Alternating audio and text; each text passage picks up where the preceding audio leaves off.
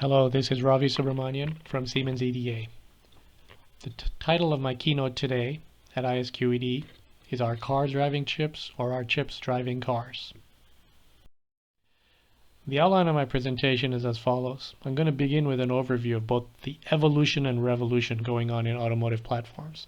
I'm then going to be talking about the drivers of change in the world of automotive ICs, then the key innovations required in the design of future automotive platforms, and finally close with a look into the future. First, the revolution in automotive platforms. This chart is showing three panels, and this is about semiconductors in automotive. On the left side, you can see the value chain from OEMs to tier 1s all the way to semiconductor manufacturers.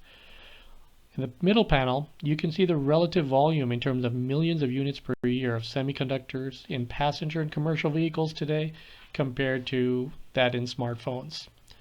And finally, on the right side, you can see the rapidly growing semiconductor bill of materials estimate for automobiles as we see expected doubling of the total chip content in cars as we approach 2025. Electronics and software are driving structural changes in the automotive world. We saw what the value chain looks like in the previous chart. This one is showing who is doing what when we go from components to packaging, to modules, to integrating modules, to creating complete vehicle assemblies. And you can see different folks in the value chain have been focused on different areas. But what the black arrows are showing also is that there are structural changes going on as semiconductor manufacturers move from components to subsystems and modules and software. From those in the vehicle integration world, the OEMs start taking on more and more control of their strategy to control the value chain over the functionality and try to defend their ownership of the EE architecture, EE being electrical, electronic. As they expand their capabilities towards module integration and even closer to the IC suppliers, dramatic changes are expected in this value chain in the coming decades. In this chart, we are seeing the picture of how sensors and computing are driving new platforms. On the left side, you can see a diagram of cars, each one as we go from level 2 safety, level 3 to level 4 and 5 safety, an increasing and diverse number of sensors. These sensors span everything from cameras to ultrasonic, radar, and LiDAR. They produce information that is then raw data that is pre-processed and then processed together in computing and sensor fusion to define what object parameters are there and then combined together with other offline data or data from vehicle to vehicle or vehicle to infrastructure to be able to create information that is going to drive action. Action around the control of the vehicle, action with respect to feedback and for the driver, and action with respect to a much more safe and secure driving environment. Now, this evolution in sensors is driving a revolution in computing platforms. On the left side here, we see the types of processing required for autonomous. As we go from sensing to understanding to acting, we have different types of sensor processing going on, sensor fusion, and then actions with respect to what's required with any type of system that needs to be controlled. On the right side, we see the maturing technologies for autonomous driving. Going from human to autonomous is about going from ears, eyes, brains, hands, and feet to start looking at environmental awareness and the sensors needed for that, the decision making and planning, and the computing needed for that, and then the control execution with respect to the algorithms and the control systems needed for that. Automotive ICs are a key part of the super cycle in SoCs that is going on today, and we're just at the beginning. This chart shows the various three axes in terms of that semiconductor super cycle, and with autonomous vehicles and automotive being a key part of this. And you can see that AI inferencing and training have a key part in the upcoming super cycle, of which for autonomous vehicles, AI inferencing on the edge of these networks is key. A key part of all this is also that software is eating the world. So not only are a new generation of chips being born, but software complexity is dramatically growing. Data is what's driving the next wave of semiconductors. The data creation with respect to the sensors, the data storage, the data transmission, and the data analytics. And this is fundamentally what's changing compute. So what is so important about platforms? Well, if you see what's going on in the industry, more and more industry power and profits are moving to these platforms because most of the economic value being created is now being captured in these hardware and software platforms. If we look at tech hardware and semis here, you can see from the 2005 to 2019 period, more and more of the profits in US technology as a percentage of total profit were moving into those two areas, proving the increasing value and growth with respect to hardware and semiconductors. So one other thing to note in the automotive, when we talk about these hardware platforms and increasing value, one thing to understand is how's that value being created?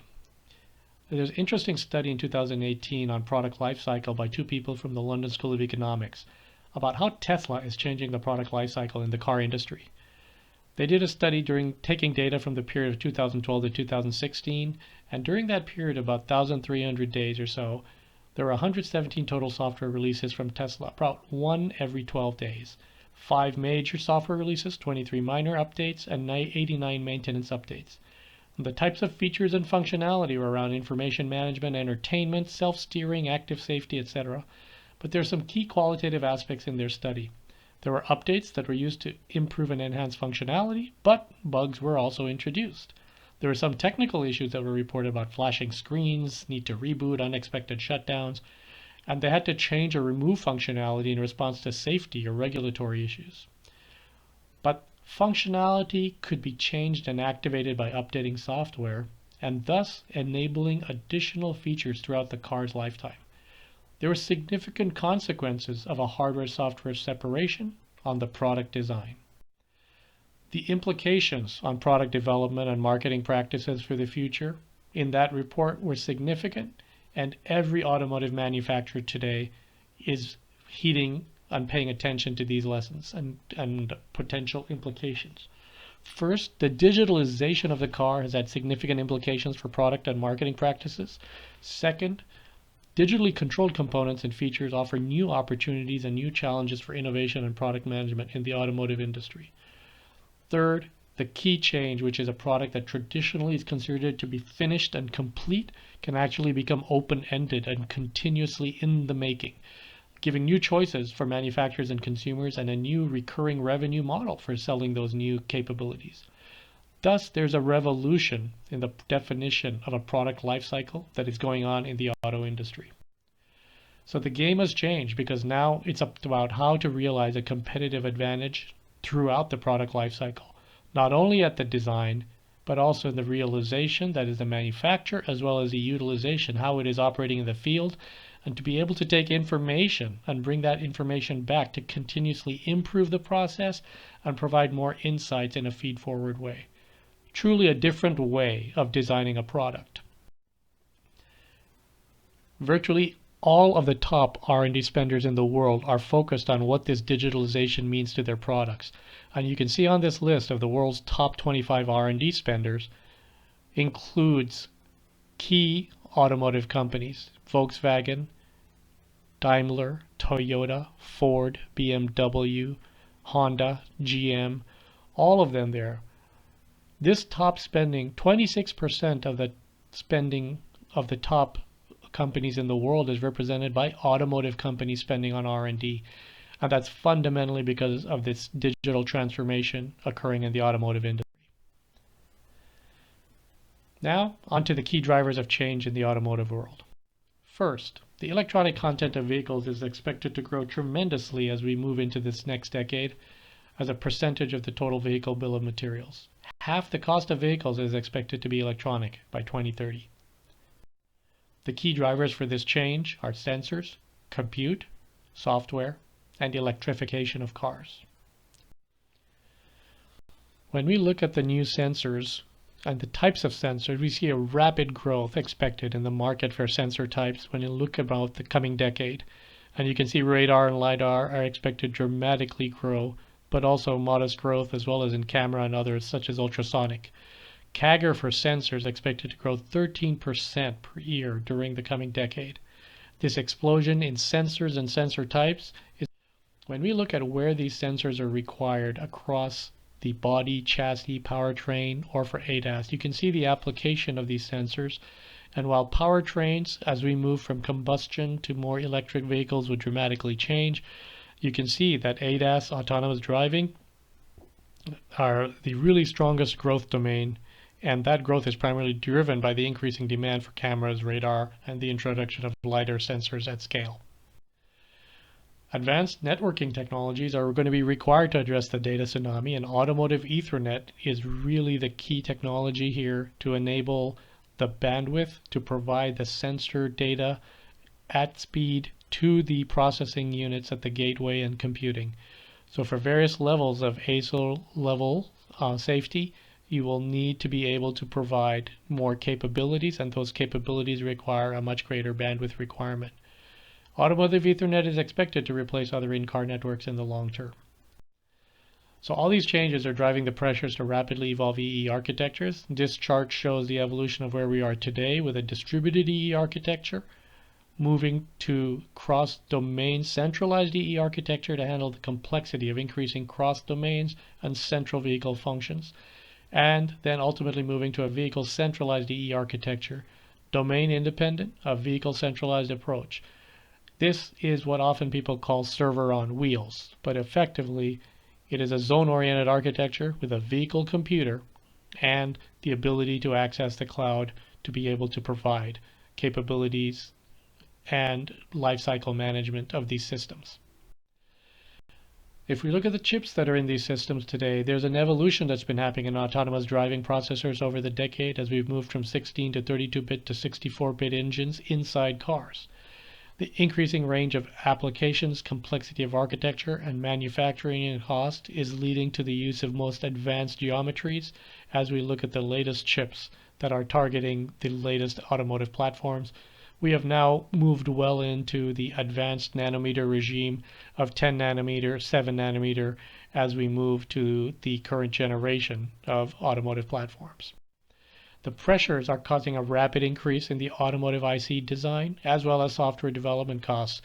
This chart shows as we move to these advanced nodes and we have more processing compute capability, we also see a significant burden in the development cost both for hardware and software. There's a rapidly evolving power electronics market as well as we move towards more electrical cars. And you can see here a tremendous increase in the size of the market for inverters, electric motors, as well as other components here, and DC-DC converters, etc., as we look at the dawn of a truly electrical age. This chart is now showing the scaling of SoC platform architectures required to meet an ASIL level 1 to level 5 capability. On the left side is a generic picture showing a typical SoC needed as we look at the evolution of the ASIL safety level requirement. It contains CPU subsystems, domain-specific subsystems, security subsystems, and memory subsystems, and then connectivity for wired and wireless together with the interconnect fabric. Now, as we look at the different types of levels here, this is a chart from BMW showing how the overall processing power is required as we move from level to level, and the types of engines that have been used as we look at introducing cameras, introducing radar and LiDAR, and what type of processing engines and power are required. And you can see going from traditional multi-core CPUs to more specialized types of operating processors, then to more specialized and increased processing power to address the whole data tsunami coming from LiDARs and the information processing needed for object detection and sensor fusion. And as you can see, as you go to level 4, level 5, it becomes very, very complex. So SoC platform architectures are growing very complex to achieve the specific L1 to L5 requirements. One of the key requirements for these SoCs to be able to achieve these level 1 to level 5 is ultimately to provide an IC functional safety compliance through solutions and methodologies and services. So first, as a silicon supplier, one would need to ensure that the device operates correctly and the device fails safely. These are the regime of systematic and random faults. Then, while in operation, the device in the complete life cycle must be compliant with what's required in the operation and processes, governance, workflow, automation to achieve the compliance and facilitate integration into other systems. And services often needed to certify and prove through safety experts to execute the safety life cycle while the product is in operation.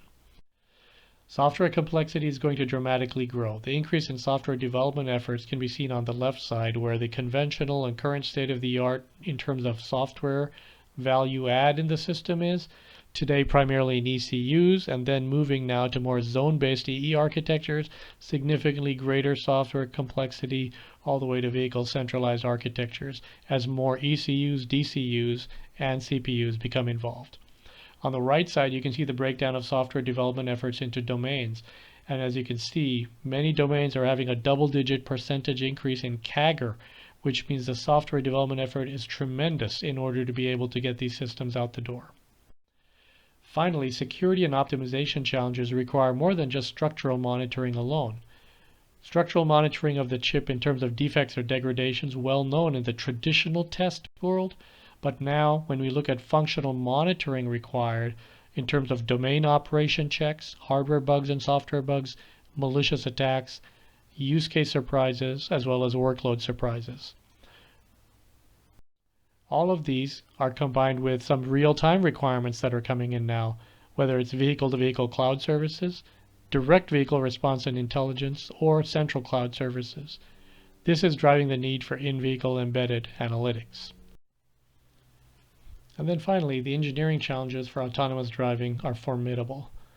We can see from its validation challenges shown by the data on the right, as there are more and more things where we start increasing the vehicle role and decreasing the driver role, compute goes up, and as the automation of systems goes up, we need more sensors. Those sensors and their operation together with hardware and software need to be validated, and that creates a validation challenge.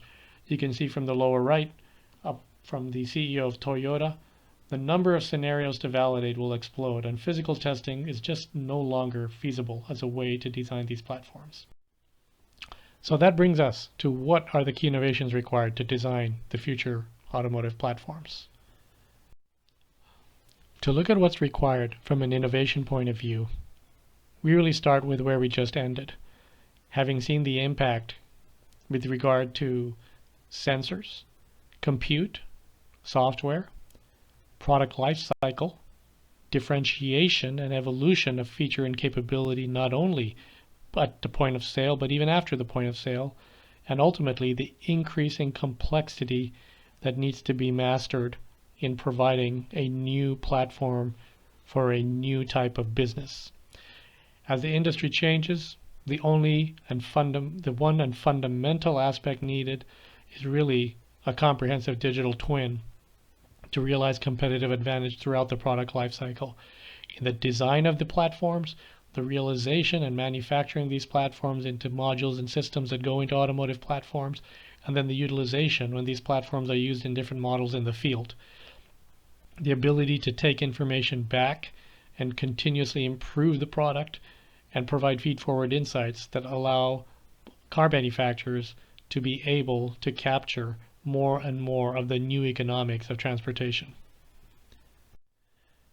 Today, when we start first from the chip side, we already see SoC verification costs are dramatically growing, and these trends have a big impact across the industry. Verification costs are growing about 2.5 times faster than design costs. Hardware-assisted verification spending is growing much faster than RTL simulation spending because of the demand for faster verification cycles. And finally, software is taking an increasingly dominant spot in terms of the cost of validation. Software costs validation costs are escalating rapidly. As we look at the key requirements, they're changing under our feet because the system and software complexity are dramatically changing and driving the verification complexity. The system complexity is changing because of the sensors and the new EE architectures. That's driving new types of SoCs, and they're just simply more and more things that need to get right, from the semiconductor IPs to the softwares to the systems and then ultimately beyond. So we can see this evolution of going from the CPU subsystems, the domain subsystems, the memory and interconnect subsystems, security and safety, and then power and performance, understanding software stacks running on this, and finally having this in a system of systems. New software workloads are driving new computer architectures, which are driving the move to advanced nodes. There are big changes coming in vehicle software platform architecture, and that's driving an evolution of the autonomous driving processors over the coming decade. Foundries are now putting in place much more automotive IC specific qualification initiatives. In 2008, we saw the AEC, Automotive Electronic Council, drive the specification of that set of standards for the guidelines for characterizing, part testing, and yield for automotive integrated circuits to drive a zero defect framework. That is now expanded and extended because of the number of non-traditional automotive companies entering the automotive IC market. There are more products that need to be qualified for automotive markets on new technologies. New Foundry service offerings are being created to complement customers' methodologies to help reduce the field failure rate. All this because the typical automotive chip has been in a dramatically different world than the typical consumer chip. Then we also need predictability within the IC verification process to ensure automotive metrics are met. That is, from all the data, from all the sensors, as we start doing processing and analytics, what can we say regarding our verification process to get greater confidence that the system is operating properly under all conditions, and the behavior of the system in the scenarios we're testing are in fact giving us a confidence with respect to our verification coverage. So ultimately, silicon lifecycle solutions start becoming key, where we design for function and we verify the primary purpose. Then we have been augmenting for deployment by looking at structural monitoring with the design for test, which has now been augmented in the industry to include mission mode test to enable test to be happening while the actual chip is in a car in the field. Now we're seeing augmenting for functional monitoring through embedded analytics for bugs, attacks, and other use cases, providing feed-forward predictive insights. And then to address the end-to-end aspects of functional safety, to ensure you have a FMEDA framework, to be able to provide safety analysis in terms of the architecture and metrics regarding the various building blocks on a chip, be able to design and create safe designs to mitigate the effects of random hardware faults, and finally safety verification to prove the design safeness, that it achieves the target ASIL level through a complete fault campaign. Safety, security, and optimization are becoming key, and as a result of that, embedded analytics are being put into chips. As these embedded analytics come into chips, they enable, for example, new types of safety capability. In the upper right example, a bus monitor detecting a stuck pixel. In the middle, a CPU monitor that's detecting thread switching for security to look at any type attacks or interference. And then finally, fleet anomaly detection to actually use monitors to detect anomalies from learned behavior. This is an example of a Lockstep monitor for a CPU subsystem where by putting monitors and embedding monitors into chips that are going to be in cars, you can start ensuring not only safety but also security, because the safety mechanisms need to be secure as well. So this brings a new set of requirements and a completely new set of capabilities that are mandatory in the design of the new platforms. And revolutionary changes are coming in vehicle software platform architecture. Here you can see at the bottom, going from bottom to top, there are some common elements around sensors, actuators, computation hardware, and operating systems, but then there are safety critical sections of software with a safety middleware and applications running on that, and they're non-safety critical, which have hypervisors and proprietary OEM apps and third-party apps. But this is the expected evolution of the vehicle software platform architecture, and that drives the need in what needs to be provided. At the end of the day, a key problem is Software is being tested too late, and software verification and validation early is mandatory to drive down the risk of product and schedule risk.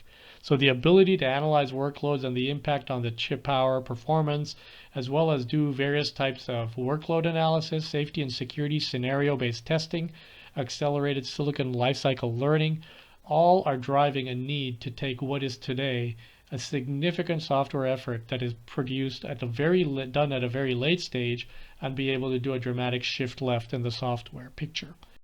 In order to do that, virtual SoC platform solutions to enable early software development and testing are required. To begin software development early, reduce the time to chip power and performance analysis, and ultimately safety and security analysis, and then ultimately provide the tooling to accelerate your validation. Hardware-assisted verification is becoming essential for automotive IC verification and validation. As we go left to right here, we get increasing amounts of performance, but we also see that with that increased performance is a decreasing amount of visibility into the hardware. When you go from right to left, as you get decreasing performance, you get a significantly greater visibility for hardware debugging. So simulation can offer only so much. Hardware-assisted verification allows you to then span the full spectrum and get many, many more verification cycles per hour of a day. And that enables you to rapidly accelerate the testing needed and the verification and validation of these platforms.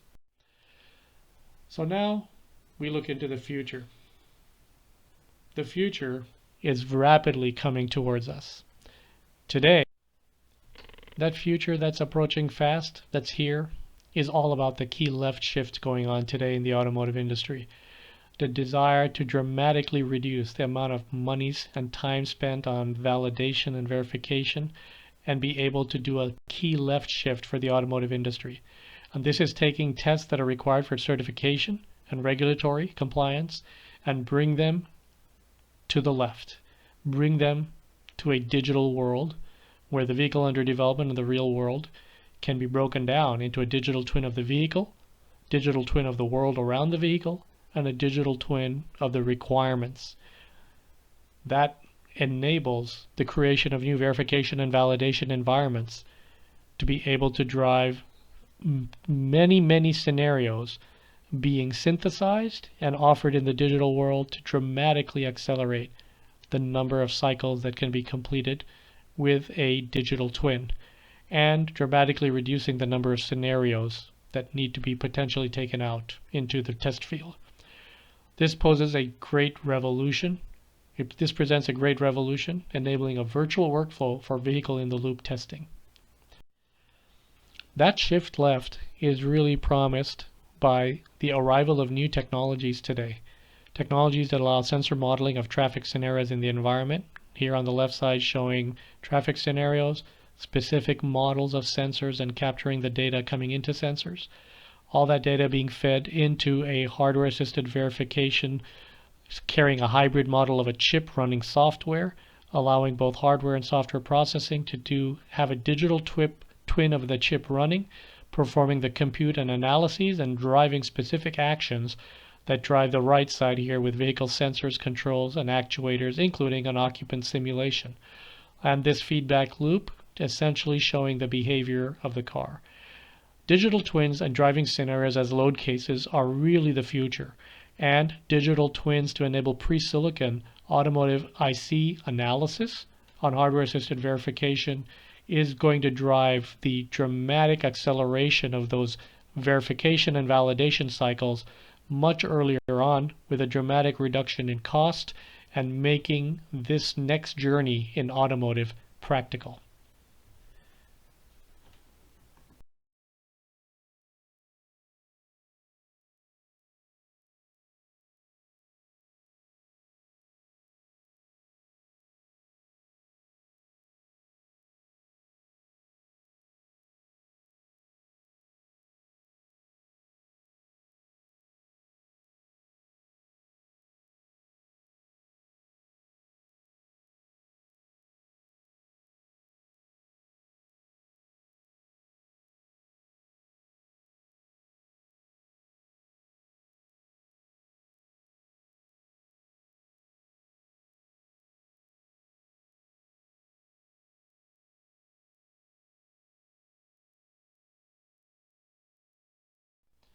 So the future of automotive IC is really driven by a comprehensive digital twin. Digital twin of the product, digital twin in production, and digital twin in performance. That requires building a virtual product, having a virtual model of production of that product, getting to real production, commissioning the product and into the real product. And a key aspect of the future is really the product lifecycle and integrating the product lifecycle into the design of the product. So those ideas mean to be able to have the insights from the performance of the product in the field coming back into various aspects of the product design, and then ensuring continuous improvement can enable capabilities that are dynamically changing the product while it is in the field after the point of sale, creating new business opportunities for post-sale, post-point original sale revenue, but as well as creating opportunities to dramatically improve the product and improve the way the product is being designed and taken to market. This is the future with respect to automotive, both a revolution in what is going to become possible and an evolution with respect to our existing technologies. Thank you very much. It's been a pleasure to share this story with you.